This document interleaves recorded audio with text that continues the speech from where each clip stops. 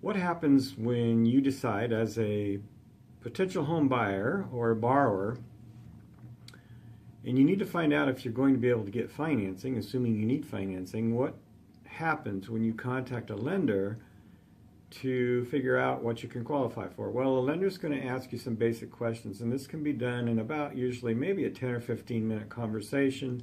It can be accomplished by phone or face-to-face, whatever works best for you. But we're going to want to know basic things like what your timeline is, and a really important piece of this information is what you're looking for in terms of a desired monthly payment. And so we'll want to know basics, as I say, such as, are you employed? How long have you been employed? What you do for a living? What kind of income do you have? How your credit's been? Do you have assets or cash set aside for a down payment? Or are you pretty much trying to do something close to or at a zero down? So we'll just want basic information. And this is basically just a conversation at this point, and you're not really, of course, committing to anything. You're just having a conversation. Now, after that conversation, if you're thinking you want to proceed, then that kind of takes us into a little bit different category.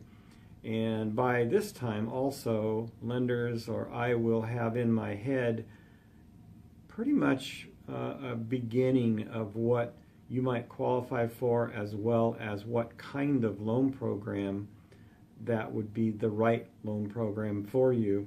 So as we go forward from there, it gets a little bit more formalized, but you would definitely know way before anything happened exactly what the next steps would be, and you'd have to be comfortable with that, of course, before you proceeded. So getting into this, learning how it works, learning what you qualify for, these are not uncomfortable things. They, again, can be accomplished pretty quickly, and so you should never, under any circumstances, feel like it's going to be a bad conversation, because for certain, if you don't know what you can do, you definitely need to know what you can do. And so that's what happens during this process. Now, as we move forward into what constitutes an approval, we'll talk about loan approval and loan pre-qualification.